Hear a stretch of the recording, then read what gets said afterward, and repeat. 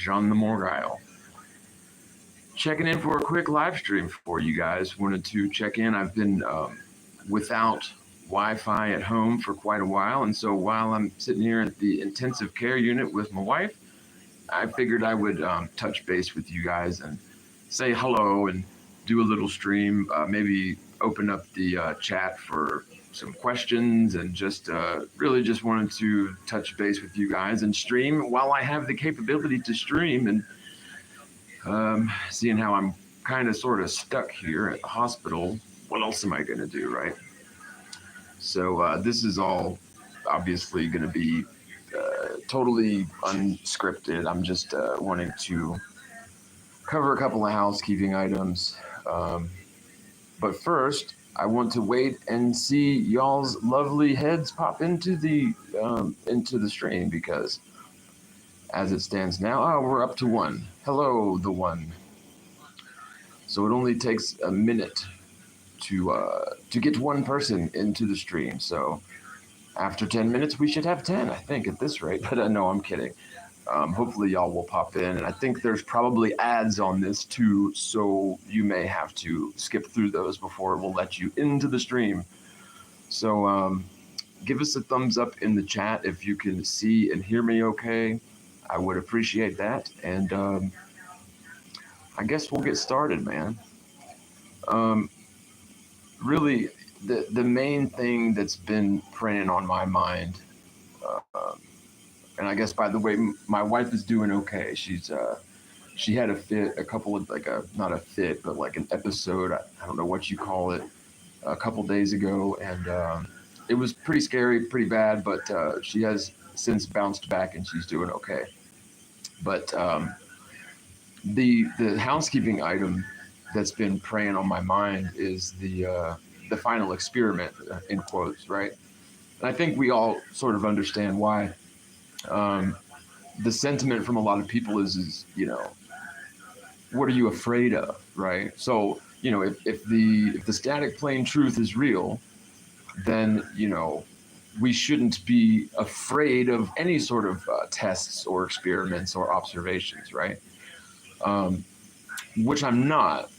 What I am afraid of, though, is that observations are going to be misconstrued as something that they're not, right?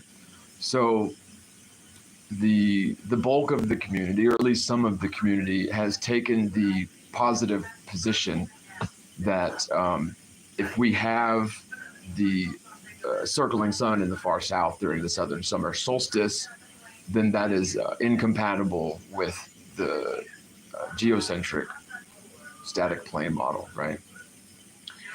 And unfortunately, I can't get on board with that positive claim, right? The azimuthal equidistant projection is not a model, right? The azimuthal equidistant projection is a globe Earth model that is transcribed onto a flat surface, and it is not a model, right? Now, of course, so let me back up. For all of our lives, circumnavigation was presented to us as exclusive proof of the geocentric model, right? So circumnavigation proves the ball, right? That's the shtick. However, as an example, if you look at the azimuthal equidistant projection, east to west circumnavigation is not exclusive to sphere, right? It can be done on a plane. You can definitely describe a circle upon a plane, right? Now, so I think in terms of the azimuth, the AE projection, it is probably fairly accurate in the north, like in the center. And it definitely gets less and less accurate the further away you get from the equator, right? To the point to where it is basically skewed to infinity at the periphery, right? And a similar statement can be said about the Mercator projection, which is accepted, right? So again, and I know I mentioned this before, but the Mercator projection is skewed. So like the relative sizes and distances between the continents is skewed the further north or south you get from the equator. And so whether you're looking at an AE projection or a Mercator projection, neither one of these things are models. And for anyone to claim that they're models is either misinformed or being disingenuous, okay? On top of that, you know, try describing this hypothetically to somebody without being able to respond to the circumnavigation argument, right? The AE projection does give a plausible answer to how circumnavigation could be done upon a plane, right? But on the other hand, and that we're talking about the continental land masses and the oceans, right? But on the other hand, when you're dealing with the celestial luminaries, that's something else entirely. The celestial luminaries, we're dealing with subjective renderings, if you will, of these heavenly light sources, okay? And so with that being said, whatever happens in the heavens doesn't necessarily, you can't necessarily transcribe that here on Earth. Because again, we're dealing with light that is reflected and refracted, and just all kinds of things can happen with light when it's traveling through variable media, variable temperatures. Like light is not a ruler, right? And so what I'm afraid of is that, you know, if we do happen to see the southern circling sun in the far south during the southern summer solstice, that people are going to read into that something that it's not. I mean, again, we need to have curvature in order for the Earth to be a sphere, right? We've got to have supersonic axial rotation in order for the heliocentric model to work. Whatever's happening in the heavens, in my opinion, is quite secondary to that, because again, we're dealing with subjective renderings of light that is passing through variable magnetic fields, variable temperatures, variable gases, particulates. And so, like again, two people that are in, you know, relatively close proximity, say hundreds of miles, but one of them is on the top of a mountain in the snow and another one is down at the beach, these two people are going to see wildly different renderings of the sun, the moon, and the stars. And the light from these celestial objects cannot be used as sort of a measuring stick for what's going on the ground. And I think it's a mistake for any flurfer to accept this false dichotomy of either it is, you know, either we have a geocentric model with no circling sun, or we have a heliocentric model with the circling sun. It's not either or. And you know, I think this could easily be solved. Again, I mentioned it before with the 5 mile long ruler. We talked about that.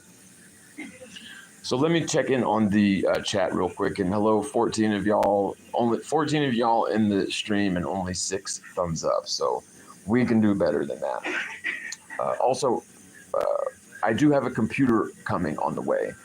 Big thanks to Kristen. And I should be back in business very soon. But, you know, when it rains, it pours. Yeah, okay, so Mojo Shop, hello, one love. Marve, good question is if they can see a southern hemisphere star constellation in the 3 southest continents, South Africa, South America, and Australia. No, so like definitely not. There is no Polaris in the south, right? So Polaris in the north is definitely central to all the other stars.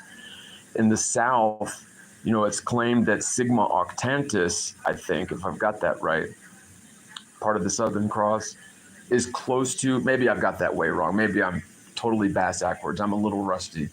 But they claim that there is a point in space in the far south that, you know, is similar to Polaris, but they say that there doesn't just happen to be a star at that point. But whenever I've never been to the Southern Hemisphere, and I've certainly never been to the South Arctic Circle, but the videos that I've watched, and you can't necessarily believe everything that you see on TV, but the videos that I've watched of the far southern star trails doesn't match what's going on in the north at all. Like it definitely looks like you've got this, like you do have some sort of rotation around a central point, but then that central point appears to sort of drift off towards the east. East, yeah, maybe it's the west. But that single point, like it does behave as sort of an axis, and that drifts over time. Whereas, so like in the north with Polaris, it doesn't matter if you're standing in New York or Germany or the northern part of China or whatever. If you're in the northern hemisphere, you're going to see Polaris in the central north. However, if you're comparing like, from what I gather, again, I've never been to the southern tip of South Africa or like the southern tip of Australia, but it definitely appears that you don't have something similar to Polaris in the far south. So there definitely appears to be differences between the north and the south. In zetetic astronomy, it's cataloged, there's lots of differences cataloged very well between the north and the south, right? So you've got, if we've got the ball, we should expect to have bilateral symmetry, right, between the north and the south. So like in the far northern latitudes during its winter solstice, you should expect to see temperatures that are similar to the southern winter solstice, 6 months apart, but you would sort of expect to see those temperatures as similar if we do have this bilateral symmetry of a ball, right? But in fact, that isn't the case. Like the southern Arctic Circle is much, much colder, not only by record, but on average, it's much colder. The summers in the North Arctic Circle are much milder, much warmer. Really, it never gets warm in the far south. Also, the mariners like Captain Cook and others who were trying to circumnavigate the Antarctic east to west never could make their way all the way around of it. But when they've calculated the circumference of that South Arctic Circle, it appears to be like 50 or 75,000 miles around. Way too big for the ball, right? And then, of course, even like the salinity content, the salt content in the south is far less saline in the south. The wildlife is practically non-existent in the far south. Like you will find some penguins, some fishes, but not like in the north where it's basically teeming with life.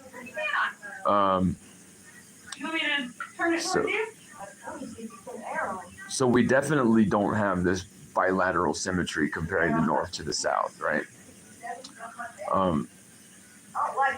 There are definite differences between the Antarctic Circle and the Arctic Circle, and these can't just be overlooked, right? I think that there definitely is something to the AE projection. I think that we're very close with that, right? But if we're expecting the heavenly luminaries to obey and adhere to physical laws as if they are physical objects here in the physical plane, we're opening ourselves up to be deceived, right? Because again, a number of years ago, the church across the street from where I was living, they had a couple of koi ponds in their garage. And those koi ponds had, right in the middle of each circular koi pond, they had like a fountain, and two fountains, right? Two adjacent koi ponds with two fountains in each. And each one of these fountains shot up water to create like a perfect dome of water above each of these adjacent koi ponds. And what we did was took a laser pointer and just merely shined it through like both of these water domes, right? And just with one laser pointer, like all of these instances of red dots were all over the ceiling, the walls everywhere. It was just pretty amazing. I actually got it on video and I did upload it to a short video a number of years ago. But it is interesting the sort of things that can happen with light when it passes through variable density media, temperatures, magnetic fields, and that sort of thing. Light can play all sorts of tricks, right? And so if we're trying to ascribe physical properties to the heavenly luminaries and assume that those luminaries must obey physical properties like we're used to, I'm sorry, but I feel like that's a big mistake. You know, we're led to believe our whole lives that the sun, the moon, the stars are just physical objects, physical matter, extremely distant, far away. But in fact, if that happens not to be true, and the heavenly luminaries are not physical objects like we're used to, then, all bets are off. And, I think that the main thing is measure the world for curvature. If it's a ball, then any segment of standing water is going to be an arc of that sphere, right? And there's not a lot of wiggle room. It's going to be a predictable amount of curvature that you should be able to measure for. And every time that anybody tries to find this curvature, it doesn't exist. Same thing goes with the motion of the Earth, right? And so what I'm afraid of is that people are going to marry themselves to this, they're going to bet it all. They're going to bet the farm on this idea that an azimuthal equidistant model cannot support a circling sun in the far south. But again, the azimuthal equidistant projection isn't a model, right? So anyway, let me see here. What do we got in the comments? In the north, we have the Big Dipper, Maryvay. In the north, we have the Big Dipper and the Cassiopeia constellation circling Polaris star and are visible the whole year long, every day. Right. Yep. And furthermore, you can align a telescope to Polaris one night, and as long as it's good and sturdy, you can just leave that sumbitch there forever, and it'll never come out of focus with Polaris. There is no point like that in the far south, as far as I know. Again, I've never been there, but from what I gather, the far south does not have a star or even a point in space that is remotely similar to Polaris. So, again, I use the analogy, if you want to measure the dimensions of a pool table, damn it, you don't go around measuring pool balls, right? You measure the pool table. If you just go measuring pool balls and then assume that the pool table is a sphere, then you're a great globe earther, because that's exactly what they're doing. Anyway, Flat Stuff says sus, truth. So, let's see. Hello, La Petite Cecile. Luna Sealander. Yeah, Mina's doing okay. We had a bit of a scare. She's got COPD and asthma, and then she had a bit of a cold a couple weeks ago, started turning to pneumonia. And, she's constantly on oxygen, and she does the nebulizer a few times a day. And I guess it helps her breathe and break up stuff, but I think that's a huge mistake just because of, the plastics, man. Plastics are carcinogenic, right? And so I worry about the dose of toxins coming from the plastic tubing and everything. But then also, she's getting dependent on the oxygen and dependent on the nebulizer to where she's allowing her body's natural ability to maintain itself to atrophy, right? And I think that's a mistake. She did pretty good about quitting smoking a while ago, and then she started smoking cigarettes again. So I'm going to have to knock that off, man. I mean, if she's a grown woman and I'm not her father, I can't make her do something, but yeah, I think she'd be better off quitting smoking and weaning off of the, the oxygen and the nebulizers. Because frankly, I mean, you've seen the data, right? Anytime that these plastics are used over and over again with liquids flowing through them and heating up and cooling down and that sort of thing, they're giving off, they leach toxins. And I just know that can't be good. You know, she's already got liver problems as it is. So anyway, but she's doing okay, man. Enough about that.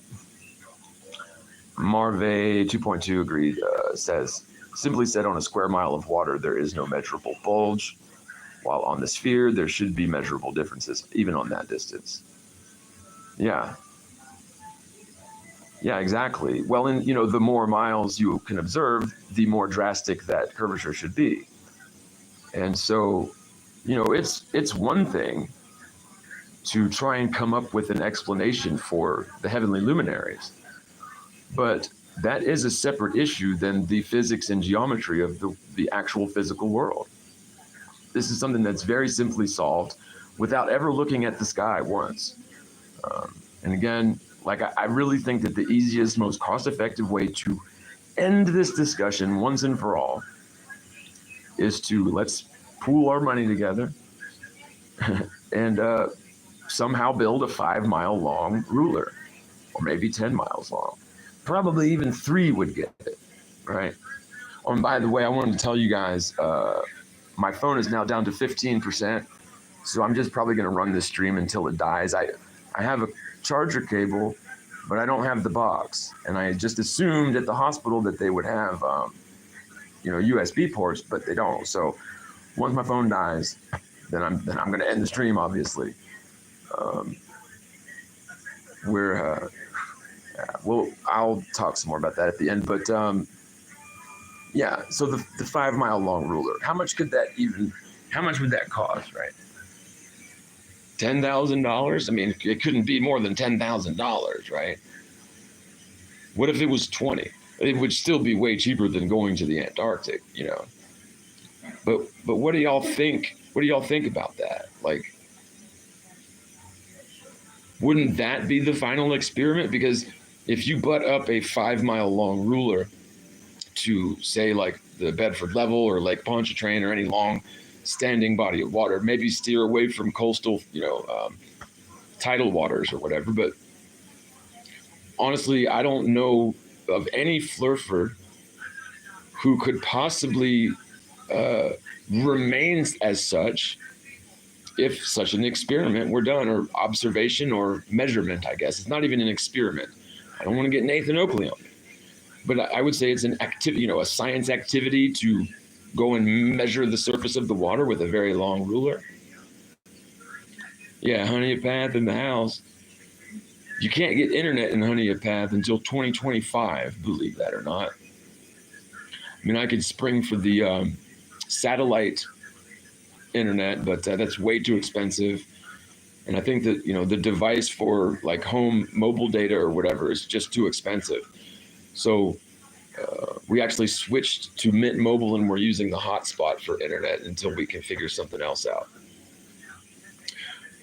But like, honestly, if anybody wants to do the experiment with the 5-mile long ruler or science activity, I'll back that 100%, right? All I'd have to do is inspect the ruler, make sure that the damn thing is level or flush or whatever, is parallel, right? There'd have to be some kind of quality assurance, quality control in that regard, and make sure that it's, you know, stiff enough to where it's not going to buckle under its own weight over that long of a distance. Then, you know, we'd have to figure out some way to mount it, to hoist it up so that it stays, you know, maybe a couple inches above the water. And, you know, this would end the discussion. Like, honestly, me, as much as I've, as long as I've been in this, and as much as I've, you know, ruined my entire life and reputation because of it, if we did that, and it turned out that, by golly, that look at all this damn curvature under this ruler, I'd be done. That would be the end of it. Now, we'd still have to discuss the whole part about us spinning, you know. But this, in my opinion, charade that's going on with the Duffy characters and these guys, it's lunacy. Like, this is lunacy. And as I mentioned before, if you're going to go to the Antarctic, I would much rather see someone circumnavigate it, so go to like, say, 70 degrees south and head west, right? Or east or whatever, doesn't matter. To me, that would be a much better allocation of resources than, the southern circling sun during the winter solstice, right? So, and it's the thing that kind of bothers me about it. And I haven't talked to Jeranism in a while. It's been a while. We're still friendly terms and everything. But what bothers me is I know that Jaren knows better than to say, okay, if we see this, if we see the 24-hour sun in the far south, well, then it's over. It's obviously ball, right? He knows better than that. So I don't know, and I haven't seen all his talks. I don't really know what his position is 100% because I haven't spoken with him. But from what I'm gathering, and from some clips I've seen, maybe taken out of context, I don't know, he's basically setting himself up for potential catastrophic failure, based on something that really isn't that big of a deal. We were talking about this issue on Globebusters a long time ago. Now, of course, Jaren did popularize some footage of the Antarctic where, you see the sun go to set and then the footage is cut. And we see the sun go to set and the footage is cut. That's interesting, but it doesn't prove anything. I mean, it's definitely interesting circumstantial evidence, but it doesn't prove anything, right? And I don't know. I just, I've heard the sentiment from a lot of people that they believed that specifically, the Globebusters were going to be part of the downfall of this, right? I've had people telling me that for a long time, and I've always told them I disagree. I don't think that's the case. I think of Jaren as a friend, and I actually tend to trust him, right? So I would be very surprised. I am very surprised of the position that he's taken here. If I understand his position correctly, which maybe I don't, haven't talked to him. But I'll reach out to him and send him a text and see if he wants to maybe talk. So Lunacy Lander says Jaren's for the fame and money, not very good at it. I mean, I was a fan of Jaren's videos since the beginning. I really liked his early videos where he would put together videos. I'm not too big on very long live streams. Like, honestly, I've never watched an episode of the Globebusters, at least not one that I was involved in. I usually can't sit down for 3-hour long streams. And there's just so much information to try to cover in those. But if somebody can put together a decent video, even if it's an hour, I'll sit through the whole thing and watch it twice. So I think that Jaren does have has put out a lot of good information. And I think he's got a good head on his shoulders. And I think he knows better than to put himself in this position that is destined for failure.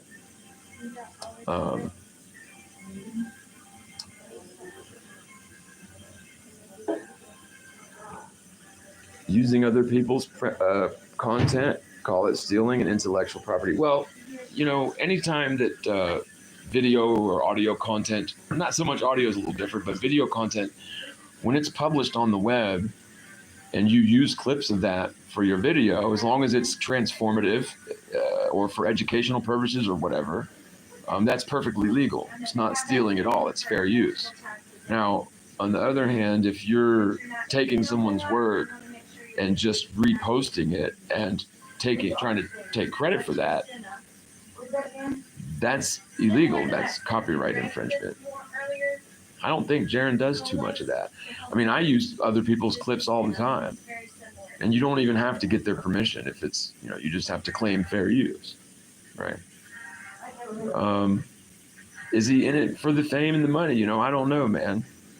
So something that I alluded to on the last stream, when I first started with Globebusters, for the longest time, there was no money involved, nothing.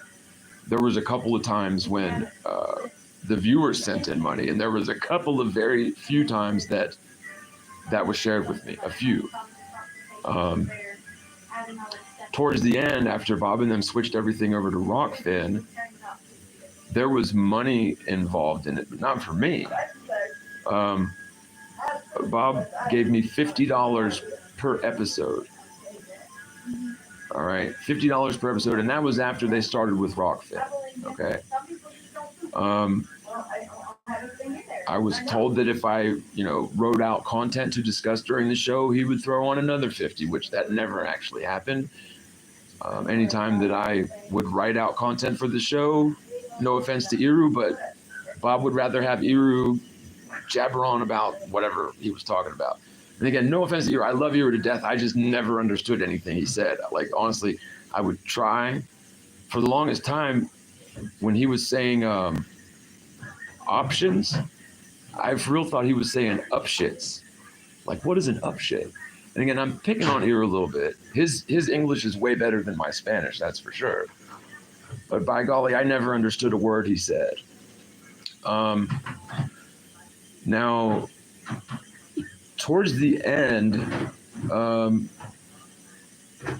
Bob was extremely abusive to me.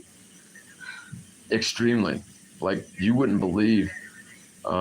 Once the money got involved, which was his idea, by the way, I never asked Glowbusters for money. Bob did loan me money one time, years ago. And when I went to pay it back to him, he said, "Merry Christmas, don't worry about it. That's my Christmas gift to you, is you don't owe me that money anymore." But even after that, he never let me forget it. Like, "Well, you owe me money." Well, wait a minute. When I went to pay you back, you said I didn't. You said "Merry Christmas." But, and again, I'm not trying to speak ill of the dead, but there had been some issues brewing between Bob and I for a long time, starting really in Denver. So I drove my car from Florida to Denver, and I had some issues along the way. So I ended up detouring like 500 extra miles. I think it took me like 40 hours to drive to Denver.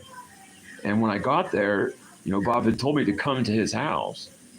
I don't think he was expecting me to actually come, because when I showed up, he couldn't get me out of there fast enough. He did not want me around. I know he gave Karen B and them a room to stay in his house, but he didn't even want me setting foot in his living room. He wanted me gone, which was kind of weird.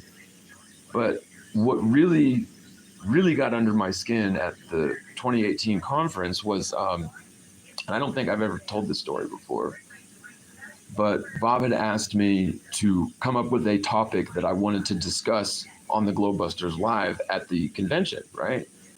And so I just, write something down on a scrap of paper and give it to me, and we'll talk about it for 10 minutes on the stream that we did on the stage. And so the item that I wanted to talk about was something that I came up with on my own volition in terms of a debunk of the heliocentric model, which is to say the moon being in the wrong place sometimes, right? Full moon should only be exclusive to the night side. Crescent moon should only be exclusive to the day side of the Earth. And this is demanded by the basic geometry of ball Earth. Now, when I turned that in, Bob said, "We can't talk about this."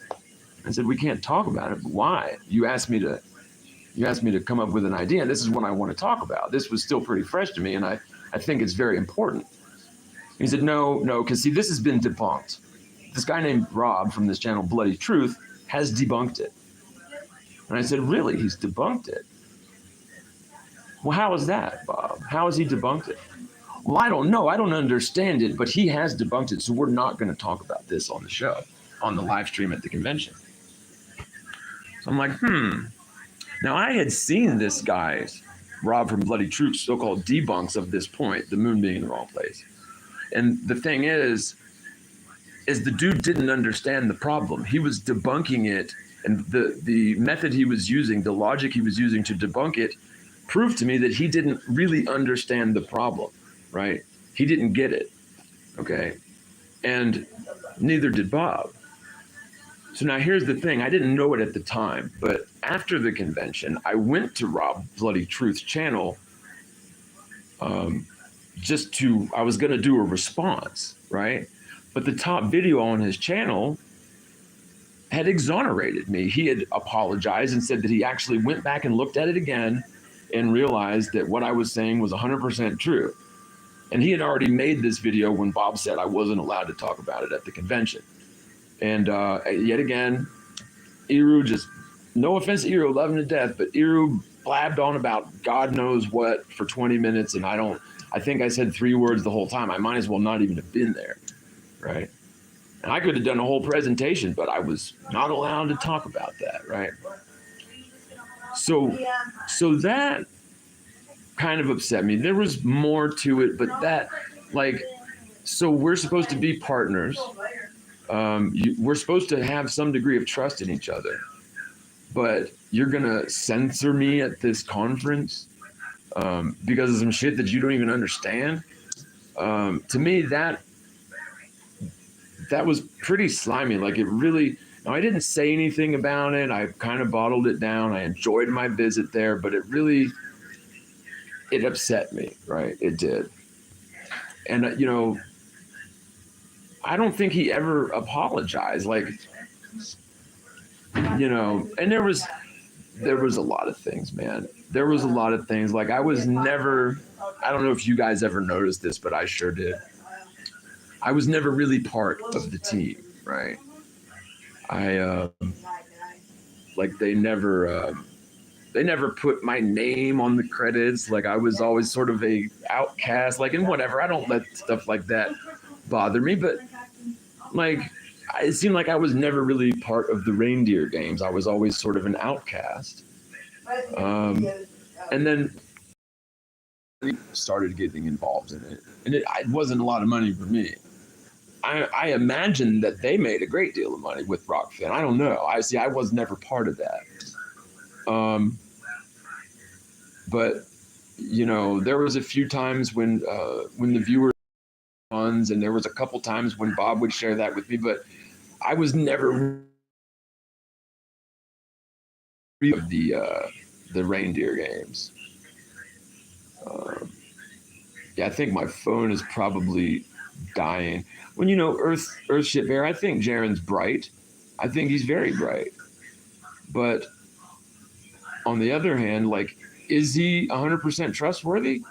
I think he is. But things are looking, the way things are going towards this final experiment that ain't an experiment, it really makes you wonder. And, you know, frankly, there are a lot of moles in this movement, right? We've seen them before. We'll see them again.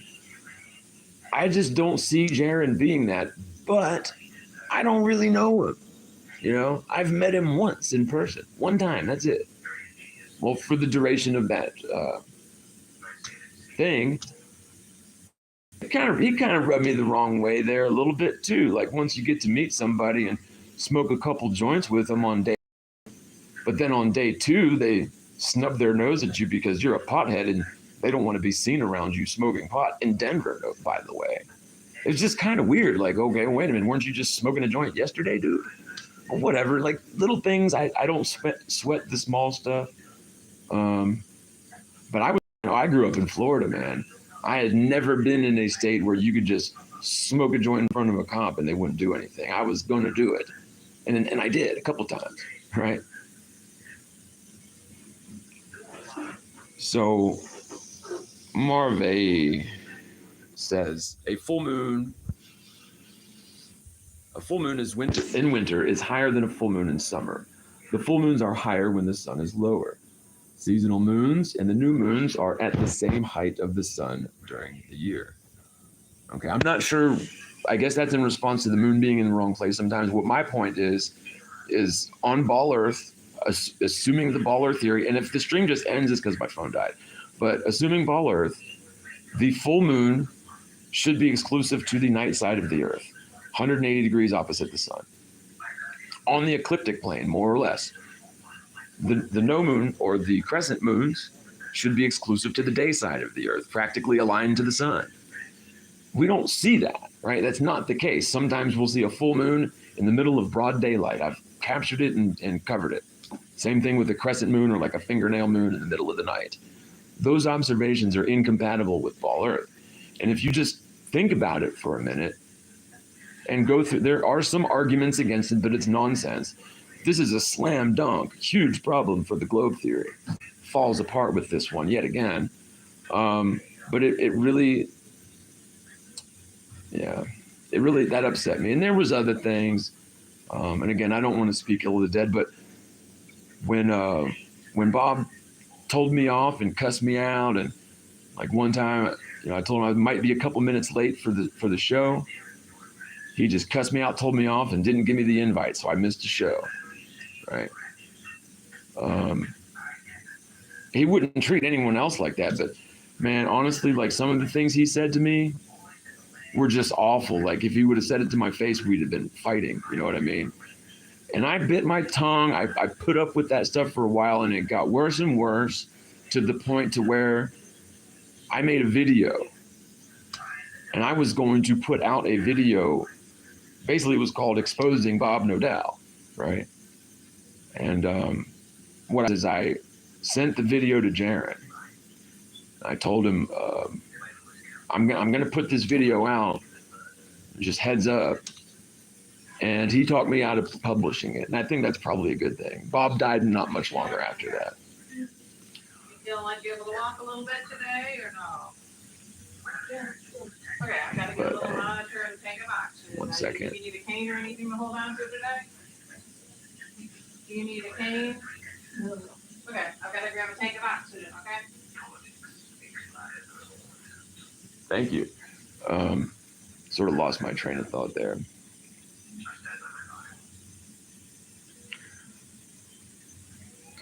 So what was I saying?